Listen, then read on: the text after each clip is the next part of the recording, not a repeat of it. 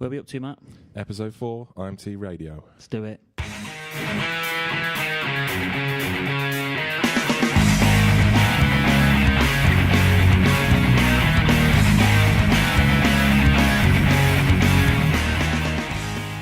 Okay, right, here we are. So we were scheduled to have a special guest on today, weren't we, Matt? We were, but it didn't get to plan, but hopefully next week. Unforeseen circumstances meant that we couldn't. So you'll have to wait for that one. So and we're best let's not make any rash promises in case we can't keep to them. So anyway, there's a fair few things we can get through in the Matt. UFC 205, the whole press deal. Oh yeah, Did you see it? Yeah, I forgot about it. It was the Connor show, wasn't it? Yeah, it was good. Do you know what we've talked about him before, and it's no matter what you think about the guy, like I imagine if I was one of those fighters, the guy would do my head in. Oh yeah, well you can tell in their eyes they've all got hate for him. But as a spectator, it's brilliant, isn't it? Oh yeah, it's great. It's absolutely great. I think it's borderline arrogance from him, isn't it? Well, it's not borderline. There's no borderline about it. He's backing. No, well, I don't think it's arrogance. I don't think it's arrogance if you can back it up. That's the thing. No, if you can back it up, then it's confidence. No, I think you can still. Do you know what though? I think they all have. It's a trait, isn't it? Among all, well, not just fighters, athletes generally. I reckon have a fair deal of arrogance, don't they? Or you can't function, can you, in that environment? It seems not. But just the way he totally put the other guys down. Yeah. You know, when they're interrupting him, he just turns around. And he's like, "Who are you? Yeah, who are you?" And I know it was such a good way to just cut the guy dead, wasn't it? It's brilliant. Yeah. Someone starts talking, and who's this guy? And I thought, it was, and you can tell all the other observers. They find it so entertaining, and he is, and like you say, he's pretty quick. And I don't know whether we've said it before, but you don't often get. People who can talk can't fight, and people who can fight can't only talk, or it seems not. Yeah. And he seems to be able to do both. And I don't know. There's nothing they can do, is there? No, it's great. He's the goose that laid the golden egg, isn't he? As far as UFC are concerned. And he knows it, doesn't he? He knows how much money he's worth to him. Yeah, completely. And all those other guys on the card. What is it? Which one is it? 204? Is he? 205. 205. Yeah, 204 is this one next weekend, isn't it, with Bisping? Yeah, 205. All the other guys on that card will be chuffed he's on the card. So it was interesting. Did you see that Eddie Alvarez is getting paid? Yeah. The amount that was on his last deal or something. Yeah, I don't know how that's. So he's not actually getting the same amount that Connor's getting, obviously. Well, I mean, that's something that. See, I don't know how the contract negotiations work in the UFC, and I don't know how much they sign up with that company, because to me it seems that it's a funny arrangement, isn't it, compared to say boxing?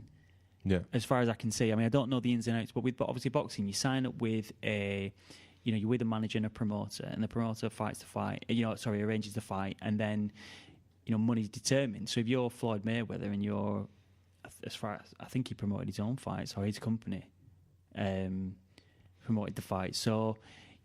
Write your own check kind of thing, and depending on how much pay-per-views and gate receipts and all this comes in. But for UFC, it's all seems down to the UFC, doesn't it? And I just think it's better. Just the whole build-up and everything. It's just more exciting. There's more going on. I just think boxing is just boring. It's stale. Yeah, no. I mean, the Fury fight's gone again, hasn't it? It's not. Yeah. I don't think good boxing is stale. But the only problem you get with boxing, which doesn't seem to happen so much in the UFC, is because you have two separate, because you have promotional teams that it's not one setup promoting everyone. You sometimes don't see fighters meet that should do. Yeah. So you don't have the best guys always fighting the best guys. Back in the golden age of boxing, when it was 70s, 80s, maybe even early 90s up to the mid 90s, great, back in that sort of era with Ali and Fraser and all these guys, even Tyson when he first came on the scene, so much more exciting watching the old footage. It's probably when you have dominant guys, isn't it? That can, and also as well, what happened in boxing without when you just had the one belt, the one governing body. You had more. There was one world champion then, wasn't there? And so.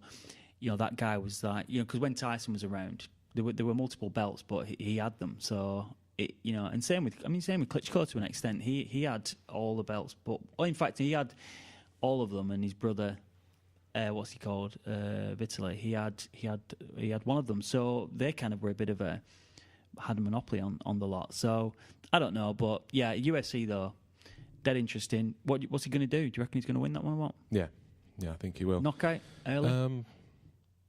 Yeah. I think he's got a half decent chin over it. Yeah, I think Conor will win. I just think his hubris and his confidence will help him. But like I say, anything can happen. So it'll be interesting, to see how it goes. What do you think will happen this next weekend with Bisping and Henderson? I've got no idea. I don't know enough about these guys. You're not seeing the backdrop to that. No, I don't know enough about it.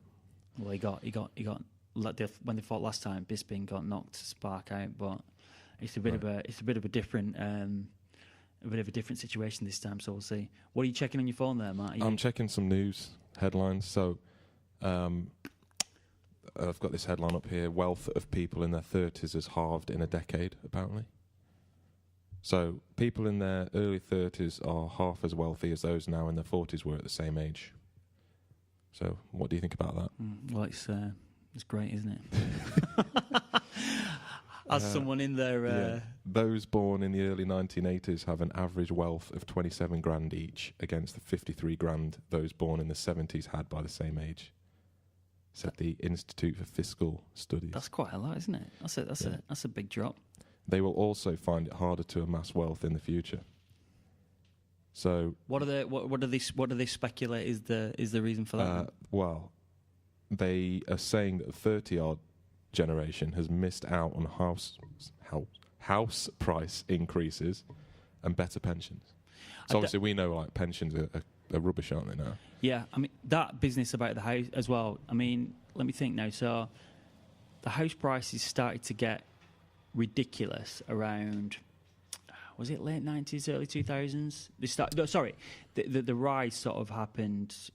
If you'd have bought something in sort of 2000, 2001, you'd have benefited from what happened afterwards. Yeah. There was a fairly steady increase in the value.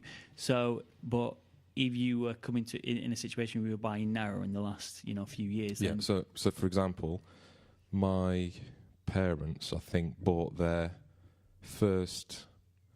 I think they bought the first house in 92 for like 40 grand.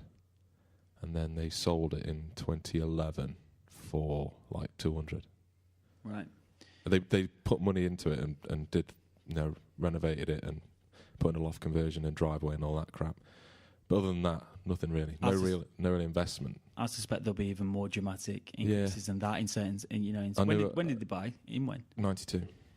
Yeah, I mean, if you bought. So I was talking to one of our colleagues, Matt, about that sort of era, like post Thatcher and whatever, and the interest rate was like 14%. Yeah, people. I don't think, but I mean, I don't really remember it so much, but because I wouldn't have been interested in it back then.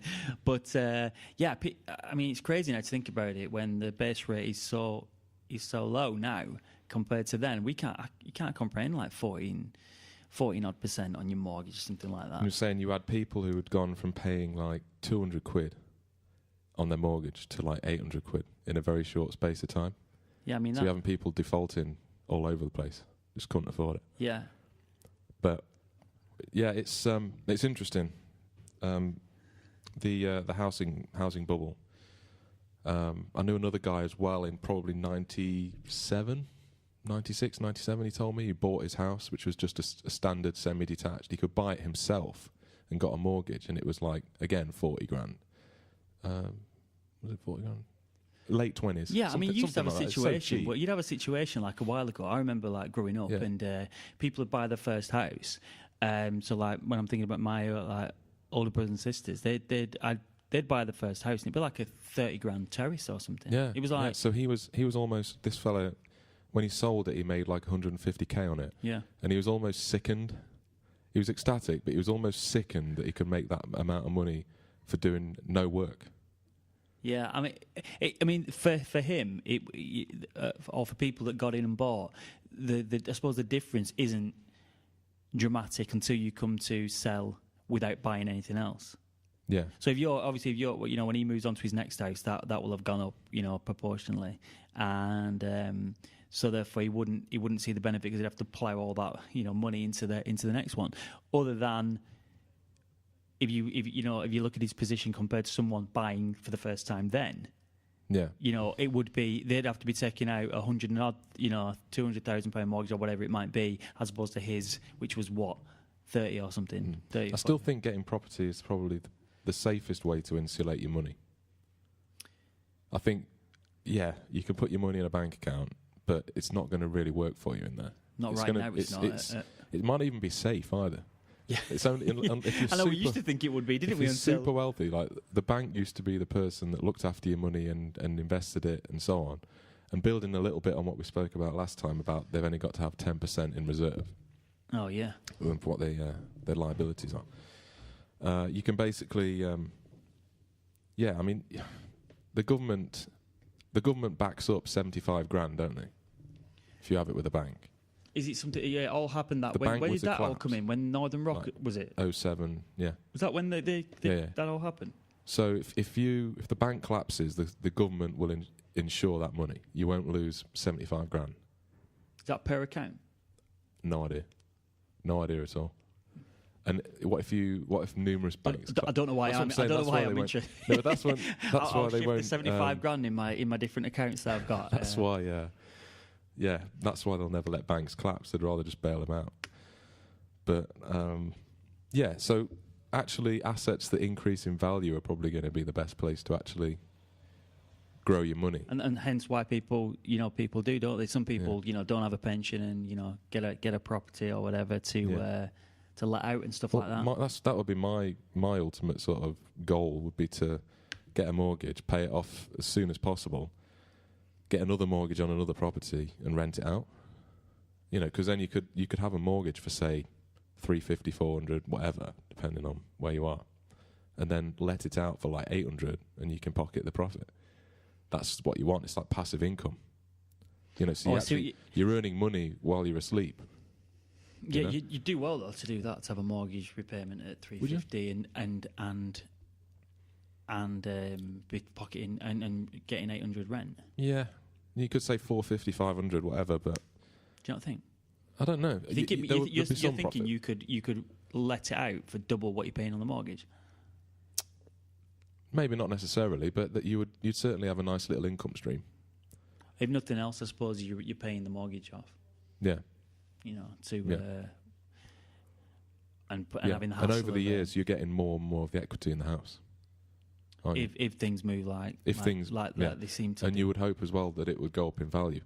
But I mean, how much? The problem you've got though with the house, they went up ridiculously. More than people's wages went up and stuff like that. So well, they reckon that the house prices will go up every. I'm pretty sure it's double every 7 years. I might be mistaken, but I know it sounds quite hard to believe. But a house price will go up by a specific amount every 7 years. I bet it's not double. You don't think it's double? Well, I don't know, but I mean, nah. No. Because I wouldn't have thought that'd be scandalous, wouldn't it? So so what are you saying? So £100,000 house I'm sure in I read 7 years would be £200,000. Yeah, I'm sure and I read it it somewhere. 400,000. I'm sure I read it somewhere. Yeah. They'll have to check that, fact check it, but I'm sure it goes up by a huge amount every 7 years. Property. It's like growth spurts in children. They grow every 7 years or something. I'm sure I did. 7 and then 14 or something like that. Maybe that's what it is, Matt. Maybe it's something to compare. No, but I mean, yeah, I know it's slightly different, but again, I was reminiscing a little bit with Matt. Do you remember how much like a Snickers bar used to be when you were at school? Not only the cost, but how much bigger they were. Yeah. Wait, actually, no. Wait, I can't remember. Yeah. But cream eggs, definitely, man. They used to be massive. Yeah. And now I can eat them in one. Yeah. Same as cereal. What do you mean? Cereal boxes. Do you not think they're tiny now? If you want to eat some cereal, they're tiny. I remember cereal box was massive. Can't you get different sizes? Yeah, but the 500-gram box, it just looks so small, and you know why? Because it weighs nothing. It's just air. I just think that they give you the same size box with less cereal. Well, you don't want to be. And they keep the price the same, and it's just brilliant business strategy. Just robbing them through the back door. That's the reason not to have cereal. I know, yeah. But do you not sometimes just feel like a bowl of cornflakes? I know what you mean. It's, you know what? That's a brilliant marketing job that by Kellogg's et al. And stuff like that. That people think they have to have cereal for breakfast. Oh, I know, brilliant.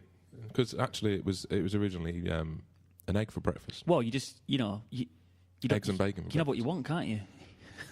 for breakfast. You can have veggies if you want. Do you know what I mean? That's created this paradigm. Yeah. This worldview where you have to have breakfast. Where breakfast is what you have. If you said to someone, but you do know that cornflakes were invented by the guy. What was his name? Kellogg. Yeah. What was it? It was it something was about 2 brothers, wasn't it? And he actually worked in a.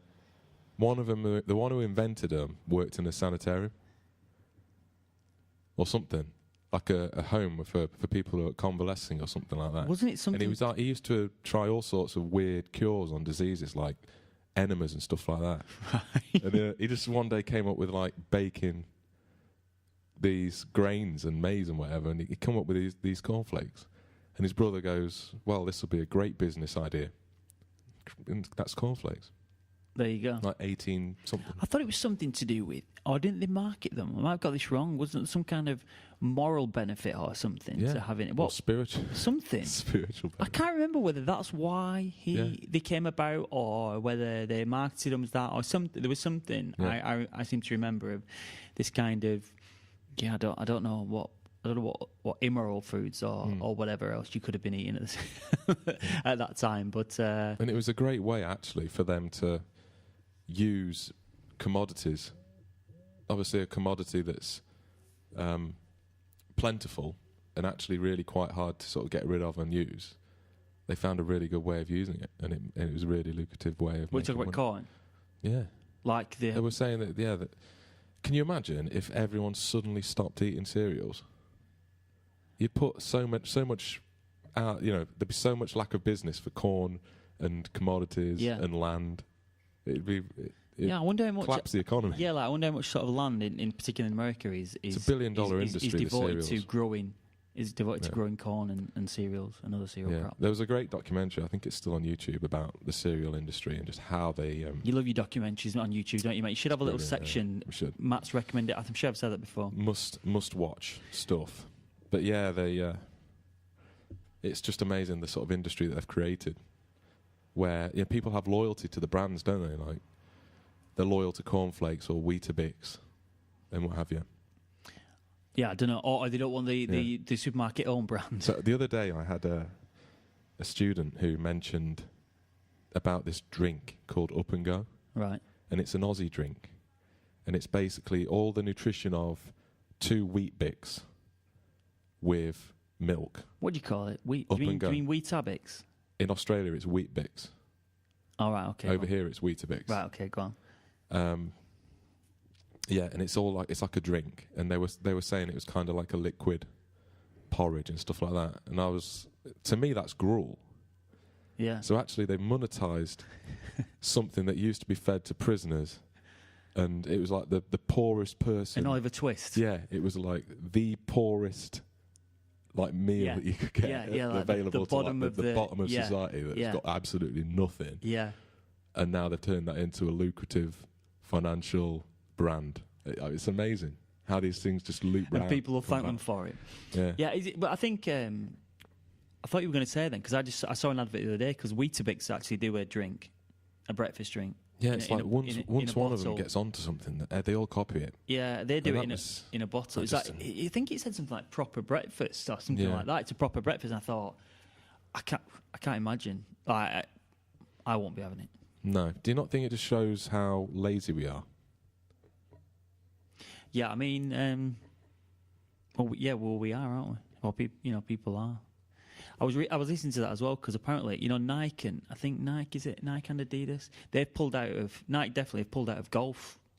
So Nike obviously used to sponsor Tiger Woods. Yeah, I think they've also sponsored. They pulled out of making golf clubs and stuff. Why? I don't. We don't know, but the stuff's obviously not selling the same, and I think. what I was going to say was, you saying about people being lazy. Some people have like sort of speculated that people don't have time for golf, like, you know, the hours it'll take you to, you know, Well, it's playing around mainly golf. rich people that play it, isn't it? I actually don't know what the It's like when I was what the growing up and the stuff. It's spread. like I had mates that used to play golf, and the only way they could play it, I mean, it took them ages. I remember this one lad. It took him ages to get a complete set of clubs.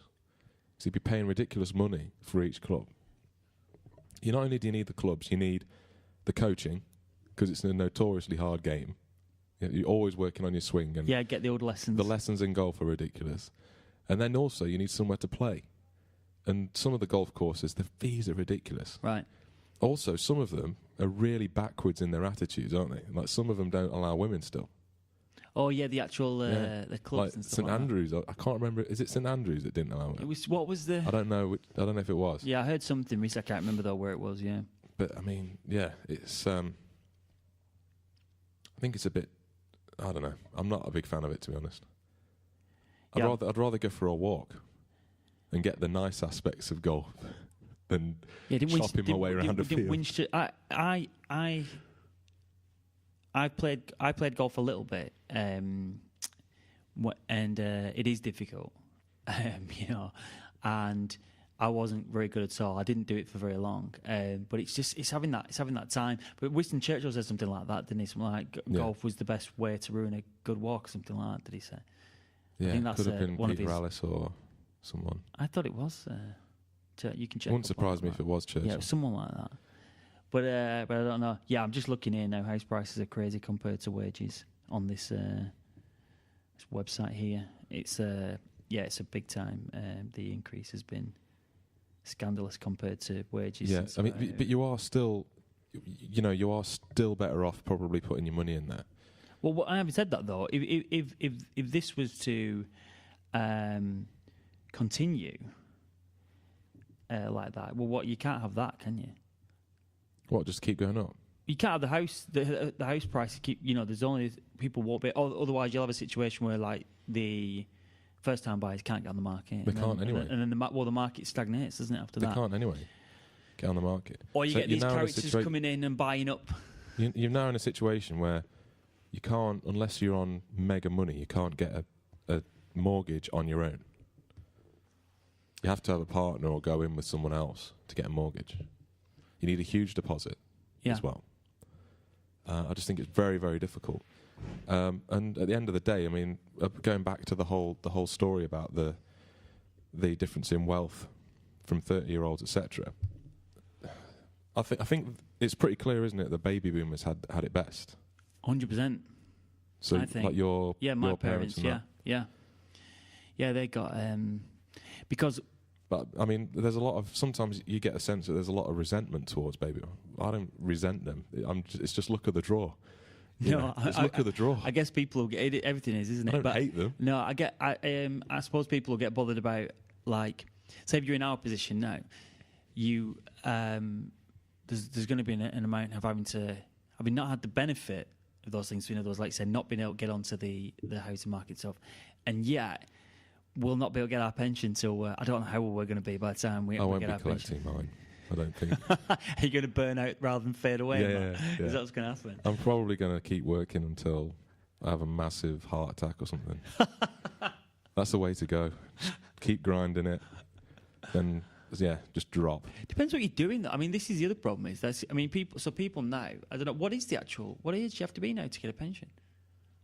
Used to be 65 for a man, 60 for a woman, didn't it? And now it's nothing like that, mate. It's probably like 67. Yeah, it is. 68. It is something like that. I don't know what it'll be by the time I come to retire, but I'm not even thinking about it.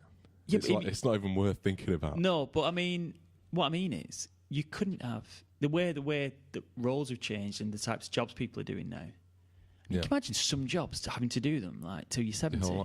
Working in a mine. Something, anything. And like these that. guys used to. I mean, and that's obviously we talk about the life expectancy being lower back in the day, early to mid 20th century. But I mean, for most people, I'm guessing, your distant relatives and everything else, you had to eke out a living by backbreaking labour. Yeah.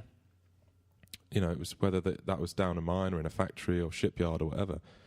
And I mean, the reason for the lower life expectancy back then was purely because of, you know, disease and everything else. Modern medicine has just helped us such a lot, but actually, I think we're getting unhealthier now. Well, I mean, that's the situation, is it, with with things diseases like more of people. affluence. There's obviously going to be this situation, isn't there, where it's like, you know, you've got medicine helping us to live longer. Yeah. But what we're doing, i.e., you know, eating garbage, not moving around, all this kind of stuff, means that we are, you know, making ourselves less healthy. So we've got this situation now, haven't we? People are living longer, but not necessarily better. No. And so you would have, you know, had back then, you'd have had the husband obviously go down the road to the mine or wherever, spend however long it was, 10, 12 hours down there working. The mother would be full-time housewife. Yeah. They'd have to go out, get the shopping. You'd have to get everything fresh. Go to the grocers, get the fresh vegetables, go to the butchers, get the fresh meat, everything for that day, because you haven't got refrigeration or any of that. So you're getting, you know, real food, real fresh. Yeah. Compared to Kellogg's. Yeah.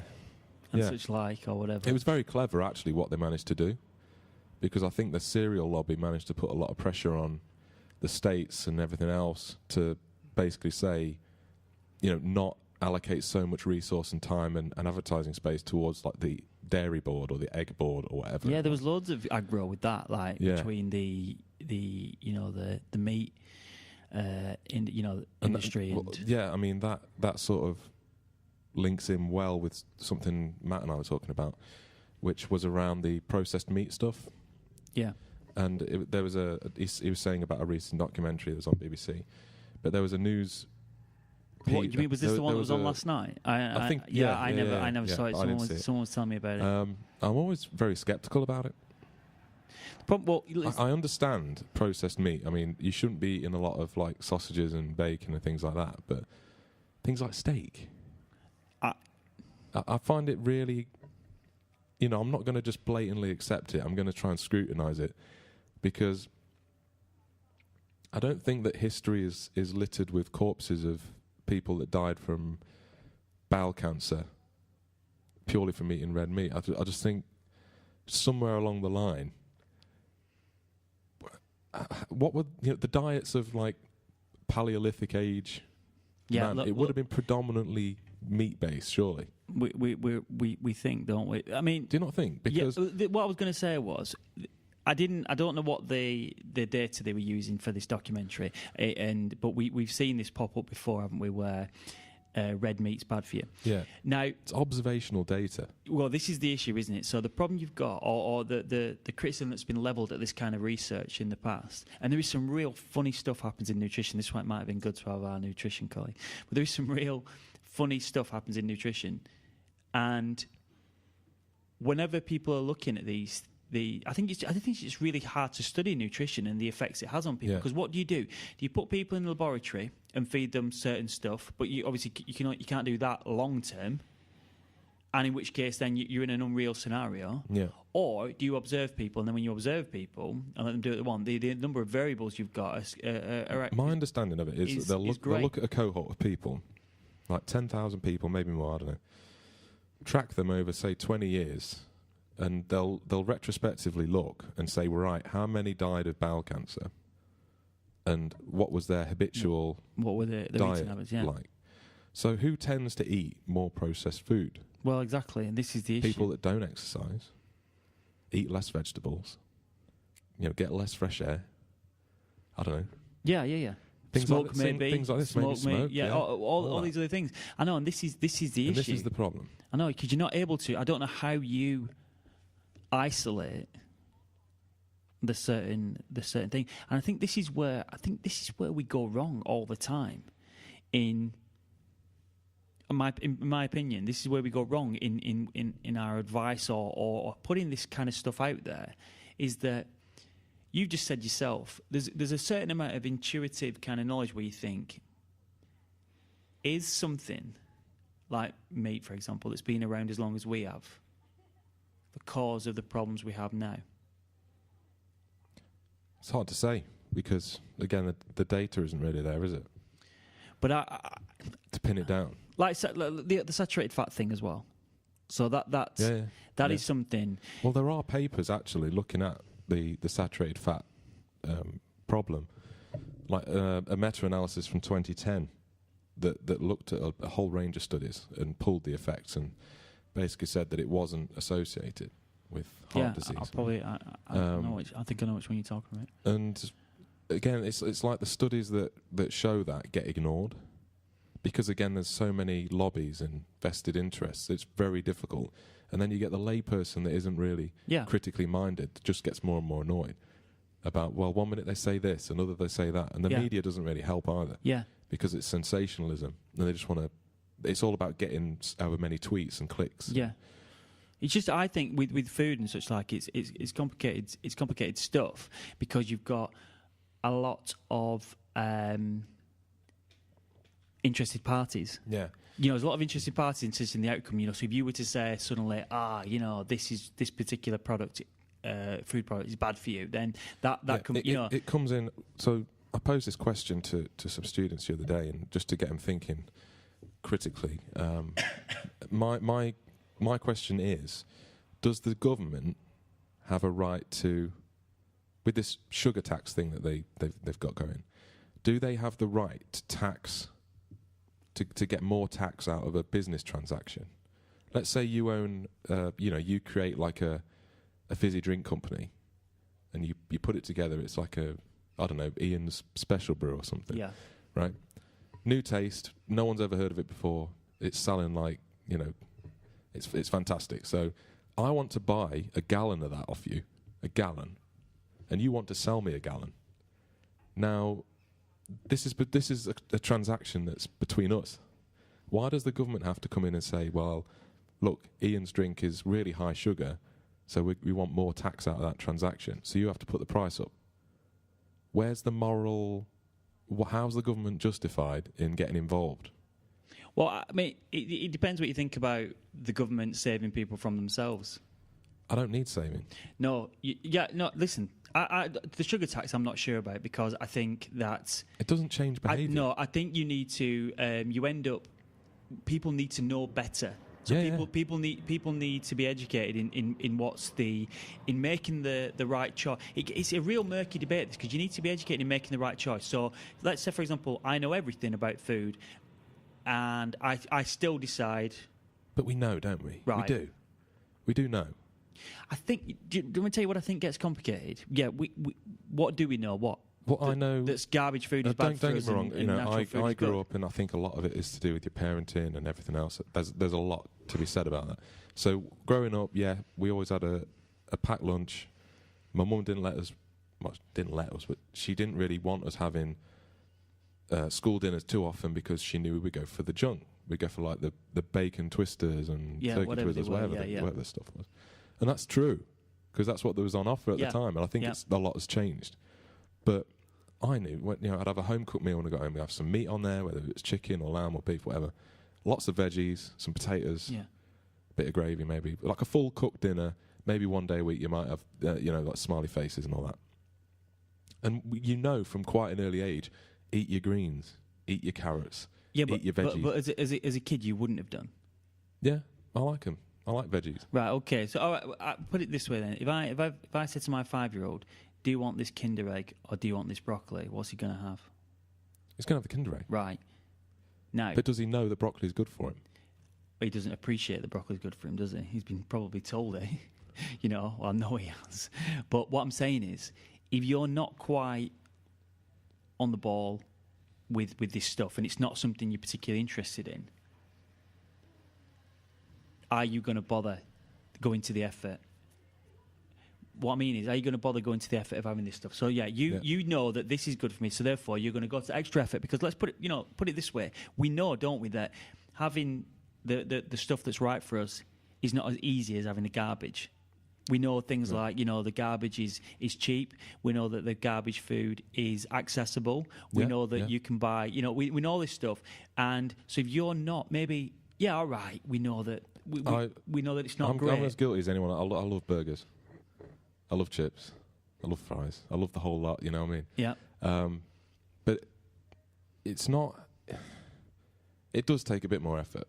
So, like, you know, if I'm going to have some veggies, I'm going to steam them. You know, you've got to clean them, cut them up, bang them in the steamer, etc. But I don't dislike the taste, and No, I understand that's the what I'm saying. importance. So I'm saying, if you make things so. You don't necessarily have to interfere with things like sugar tax. What I'm saying is, if you force the hand of people sometimes, so what would be nice is if they made the good stuff accessible and cheaper, and all those kind of things. I asked this question the other day. Actually, I've just remembered there's another headline out today, basically saying that 16 to 20-year-olds, it's not unusual. I forget the prevalence of it, but it's not unusual for them to have 2 fast food meals in one day. Right. It's dead easy to believe, right? Yeah, totally. Yeah. I just don't think that bringing in a tax changes behaviour. It just means more people are annoyed because they have to pay more for the goods they want. And I do think, you know, I used to think, oh, those big bad fast food companies, they're making us all fat and rotting our teeth and everything else. They're just businessmen. It's just capitalist system. If I make a product that people want to buy and they're happy to pay for it, it's just good business for me to sell them that product. So it's a really difficult debate. I know what you're saying. It's like the comparison I always use is alcohol. There's not really any debate about whether alcohol is good for us or not. Right? Exactly. Would you say? Everyone pretty much agrees that it's not good. You know, you get bits and bobs saying, you know, a little amount is good for you, or whatever. But generally speaking, people still drink. So what's the difference between someone like me, who is happy to go to a village pub and enjoy 1 or 2 pints of real ale or whatever, you know, lager if it's summer, and someone that absolutely has to get trolleyed every week or 3 or 4 nights a week? What's the difference? What is there something within my brain that's inhibiting me from doing that, or not? No, but what's going on? What do you mean? You mean what are you asking me now? What is the difference between you and that person? Have they got a problem? You mean, or is there something fundamentally, or is it just a different values? Well, I have no idea. But what I mean is, I think what you're saying is similar to what I'm saying there, in that this stuff's no good for us, but you still want it to be available so that you can decide. Yeah. Yeah, and that I think I agree with that. But what if you feel like you're armed with enough facts to know that, the alcohol's no good, but I'm still going to do it and go with the consequences, or whatever it is, you know, the burger or whatever you decide is no good for your health that you're still going to have. But what if you're really not aware? Like, what if it's a bit like, what if you think to yourself, oh, well, I can have this because I think it all comes down to the calories, and I've not had any calories today, or something like that. What if you think like that? It links in slightly with the whole Brexit thing, and I don't want to get into the Brexit thing because it's such a big issue. But there were people saying, you know, that they didn't have enough information.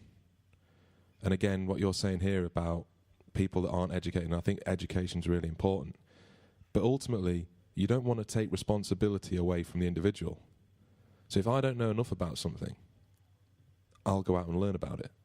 You know, we live in a society now where there's so much free information available on any topic to go out there and do it yourself. You don't necessarily have to be told it by your school or your parents, or, you know, it's up to you to go out and do it. It's all available on this device here. Yeah, I think it's so difficult though, with all the interested parties involved. These guys that stand to lose money if people stop buying this, that, and the other. And so when you get this situation where you get told, right, guys, you got to keep your calorie intake to 2,500 calories or whatever they say it is these days. You get that information. So then, with that. Well, we shouldn't have too much of this saturated fat. But this is hopefully why people go to university and hopefully learn some critical thinking. And all right. Well, not everyone does. Well, they should. That's the main reason you go to university in the first place. Yeah, but what I mean is not everyone A goes to university and B develops critical thinking skills. Well, actually, I think actually critical thinking should be an integral part of school. It should be brought through and I can understand why it isn't. But what do you do though, even if the information's rubbish, like you've just said? So exaggerated fat, for example, is something we've been told has been bad for ages. Now we see there's if nothing else, there's a huge question mark over that, isn't there? Yeah. Right. So what do you do about that? Well, an apology to all the people that were lied to for 20 years would be nice. Do you understand what I'm saying though? Is people, how can people can't learn and look at and focus on all these different things? I don't think. No. You know, I have taken an interest in all that stuff, and it's something I'm bothered about. But, do you not think that sometimes the thing is though, if you're not interested in your own health and looking after your body, because it's ultimately the apparatus through which you experience life around you, do you not think that's kind of it's do you not think that's kind of sad?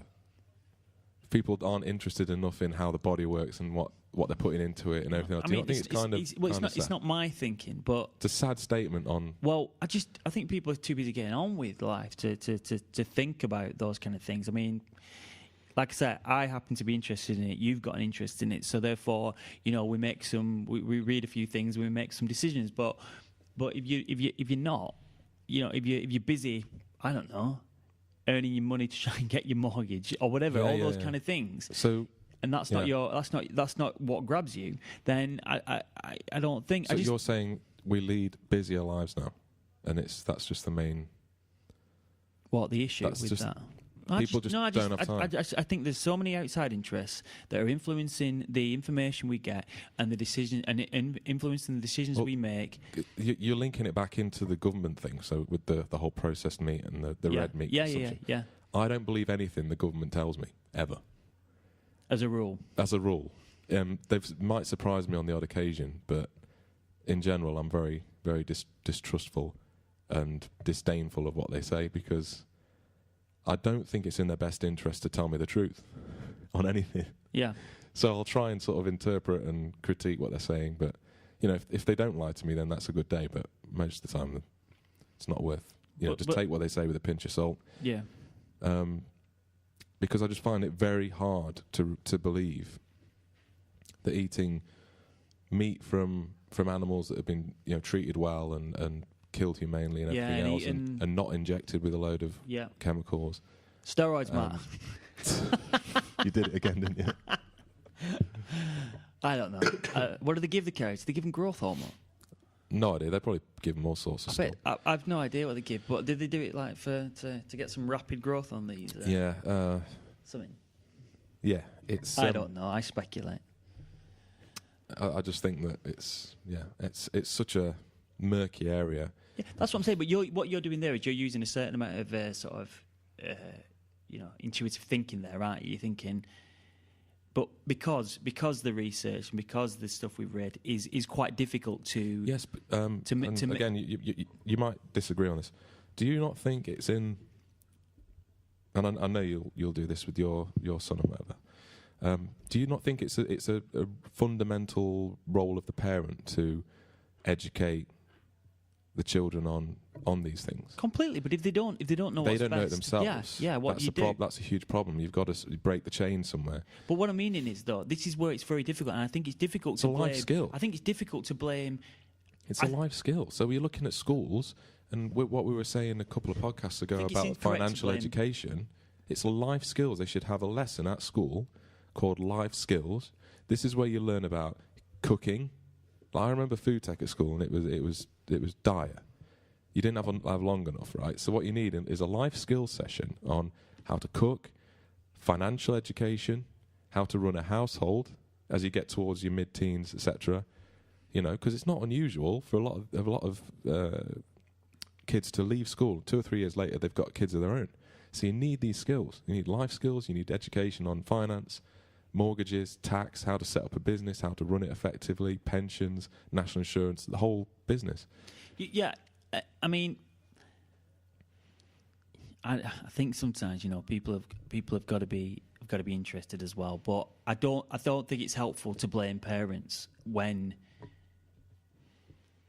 They're only trying to do their best.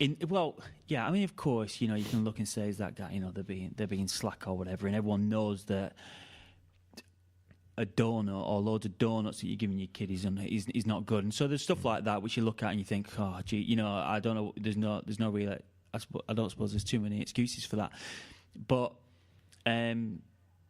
I do think that's where you do get government involvement. I think where you can make it easier for people to do the right thing. Yeah. That is what I would think. I just think it's unhelpful to start blaming parents who may not know themselves. And what have they grown up eating? And what have they been told? They've probably been told that that margarine's what you want to be having. And what's the other thing? Ugh. Cereal. Margarine. Cereal for breakfast. Margarine's horrible, mate. Yeah. Well, I mean, look at it though. I mean, what I'm saying is though, people look at we grew up, didn't we? Yeah. I grew up being told, it's cereal for breakfast. Yeah. It's low fat, man.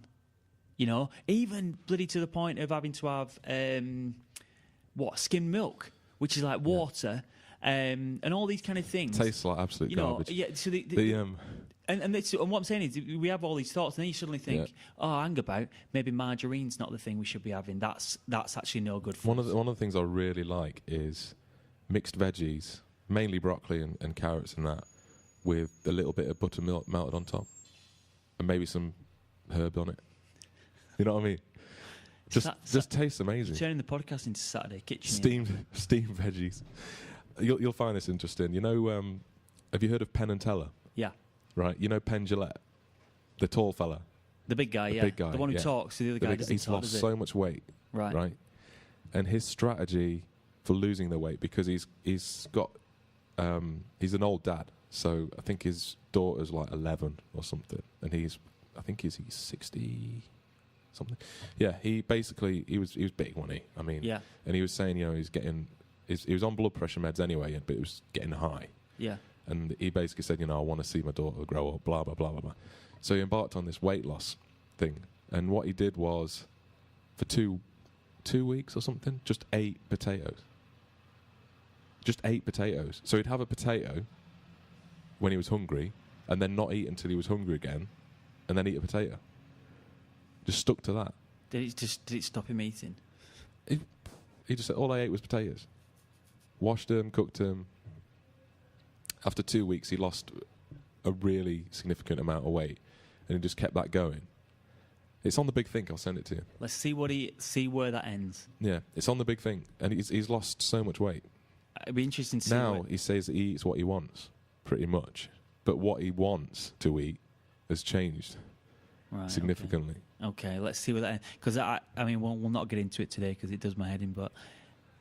You know that the fad diet. Yeah, eat a potato a day, eat a banana a day, or eat this, have this shake or something. 30 bananas a day. I think as soon as you start,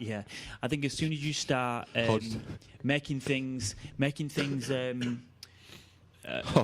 unusual. Do you like the Hodge twins? Wow, what they said about it? There was this fella on YouTube called Durian Riders. Yeah. He's an Aussie guy. Yeah. He's like went out with this 30 bananas a day. Yeah. And the Hodge twins were like, we had a massive row with him. This was like 2 or 3 years ago.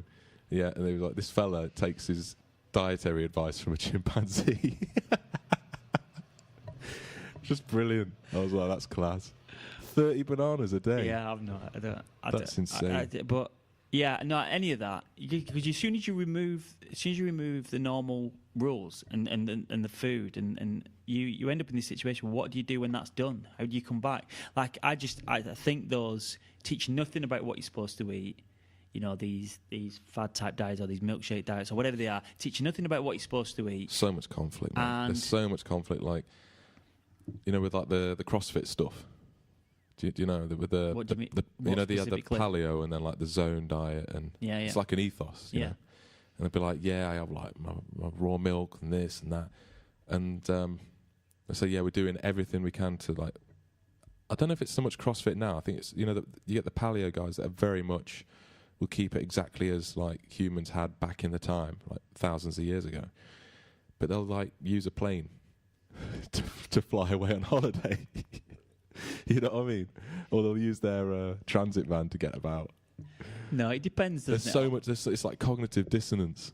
You know what I mean? Yeah. I think it all depends on. I mean, personally, my thoughts on food, I don't know. We can't even go into it. I've done a million other podcasts about, not a million literally. I've probably done a good about 10 other podcasts on that. Anyway, what I would say is, like we always say, Matt, don't we? People need to educate themselves. Yeah, decide think for yourselves. decide what's best for them. Yeah. And there's always more than one side to any situation, and there's always going to be those guys with added interest in something, and normally their interest is not your health. Exactly. Yeah. I love it. I mean, I told you recently, I think, that I got into like share dealing and stuff. Did you? I can't remember if I did or not. I had another friend who was telling me about this. Yeah, I've always thought about different ways of using something. So I basically got this thing that every month, I'll have a set amount of money that I can afford to necessarily lose, if need be, just to see if I can make it work for me on the stock market and that. So I've started doing some research on stocks and shares and the business environment and liabilities and assets and equity and the structure of corporate, how to read like balance sheets from corporations and stuff. And it's just a whole new area. And people specialise in this. They go to college and do courses on it, and it's just I'm really excited about it. I'm not making any money on it or anything. I'm just doing it as a hobby. And the knowledge is out there. I mean, there's wikis on it and free advice, and anyone can do it. It's just no one tells you that. No one tells you at school. You know what? Yeah, don't forget to invest in bonds and equities and things like that when you leave school. It's just like very formulaic. You, the problem you've got, it comes back to me saying before about what the problem you've got is, Matt, is if people who have done all the reading and have done all the research and do all that can't agree, what do people do? Yeah. What do people do? Again, you have to make a studious decision, don't you? And interpret it yourself. You have to pick a side, don't you? Eventually. Yeah, and stand by it. Yeah, or not if evidence comes to say it's a load of rubbish. Yeah. But that's what I think is. That's where I think food in particular is very difficult because I know several people who have done very, very well in their careers and are very knowledgeable and disagree with each other. Right. So. If that's what those people who are, doing all that, you've got a problem. I think you have to assign weight to different people's opinions, don't you, based on their knowledge base and where they are with different things. But again, that involves being fairly knowledgeable yourself, then, doesn't it? Yeah, I guess I think it's so murky though. It's so grey. I mean, it's difficult to put it into. That's what it is. I think that's why we get into it. But yeah. But you were going to say about this Westworld thing. Yeah. It's coming up, new programme. I forget which channel it's coming on. I think it's a HBO. Is it a book or something? I think it's a HBO programme. Was it a book? So this is a TV series, but there was a film in the 70s of the same name. Yeah. Of the same name. And I don't know whether that was a book as well. But anyway, I think it was by Michael Crichton. Yeah, Jurassic Park the guy who did Jurassic Park. Jurassic Park's a great book. Yeah, yeah. The book is way better than the film's amazing, right? The book is a lot better. Yeah, and The Lost World as well. The Lost World book for me, I read that when I was quite young. It's really good, much better than the film. Much better. Yeah, I mean, it was a big deal, wasn't it? Jurassic Park. Do you remember that when it came out? I remember my cousin had all the toys. Can you remember? Would you have been a bit young? I would have been 5. Yeah, See, I remember. I was at. So I remember the toys and the different stuff. Yeah, I think I was 12 or 13. It's good. Like but it was, Westworld, in the film from the 70s, I loved it. I mean, I watched it when I was like, I don't know, what would I have been? What is it, like a futuristic? So you've got, so it's a bit like Jurassic Park in that it's a theme park type of an arrangement, where in Westworld you could go to so you pay up and you go to the different parts of the theme park. So you can either go to Westworld, which is the Wild West, cowboys and such like. I think you go to Roman World. I can't remember what they were called. And then, was it Roman or medieval?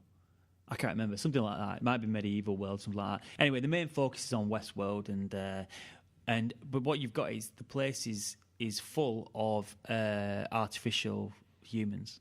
So Artificial humans. yeah, what do you want to call it? So robots essentially. Right. So it's full of robots who are very human-like. And in the film, I remember in Westworld in the 70s, the only way you could tell is that the creases on the palm, so the creases on the joints of the fingers, were raised. Right. So anyway, it was basically what you had is it's the first time, or the first time that I know of, where you had this artificial intelligence question raised. Okay. So what happens is it goes wrong, doesn't it? So what you're supposed to be able to do in the film, you're in Westworld and you're all dressed up as a cowboy and everything about it's like you can go into a bar, a saloon, and all this, and the people are serving you and that, and then some guy will come in. And it'll all be set up so that you can have this experience. So some guy will come in who's a bit of an outlaw or something like that, and and you can shoot him.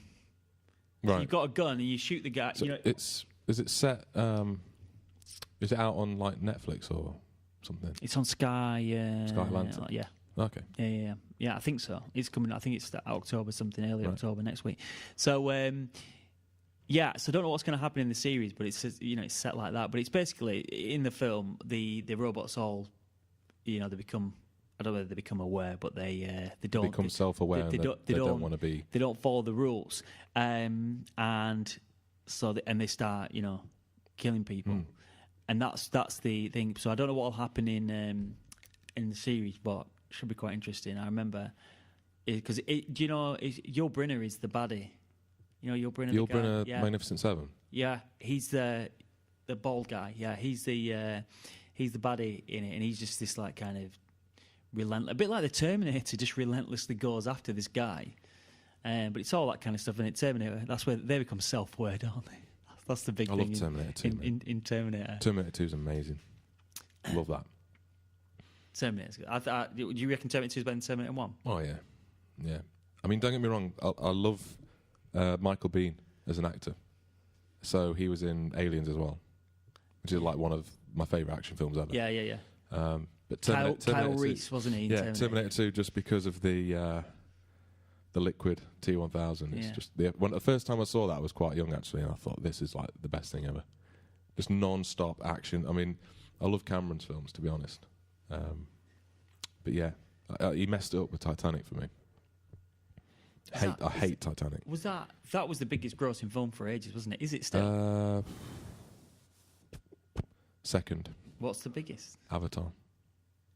Was it? I don't think Avatar. Did Avatar beat? I'm sure Avatar took over it. Check that for us. I'm sure it took over. If not, they're both at the top. They're both the top two. Here we go. Let's have a look. What did?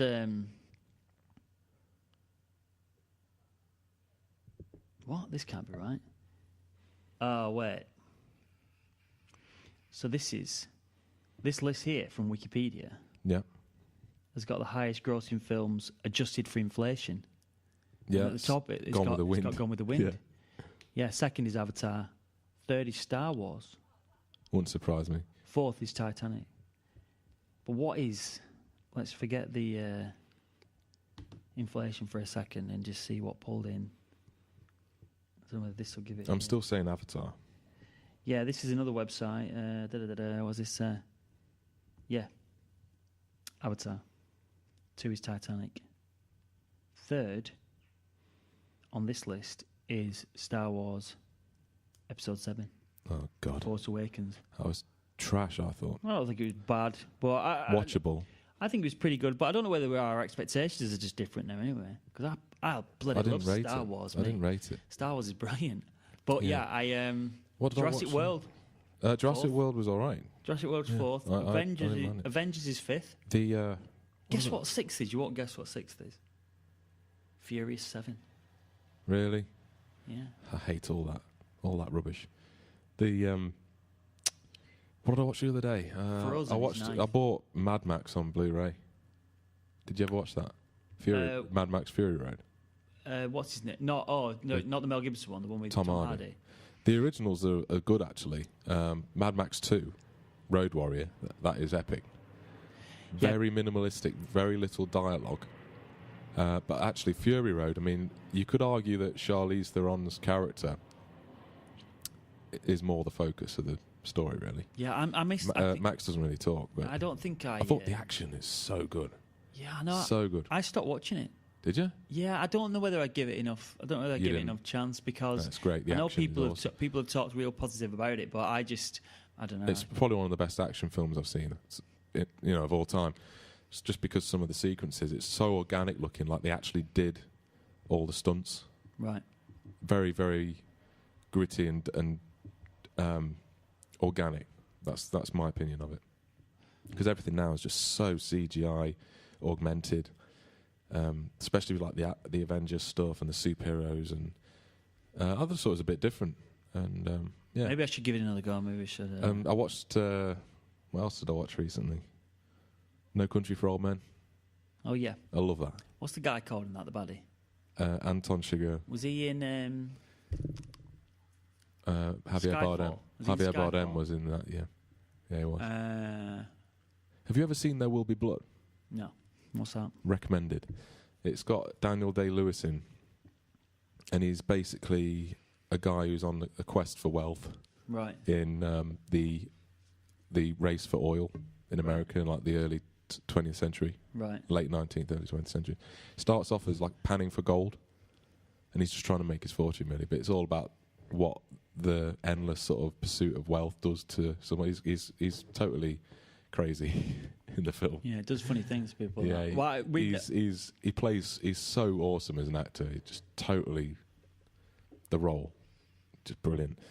But yeah, he basically creates an oil drilling business, and it's all about he wants this particular patch of land to be able to drilling rights for it, and it's how he interacts with the people that live on that land, and right, his like adopted son and different things, and there's just key scenes, where it's like just powerful dialogue, and he just puts it across just like so brilliantly.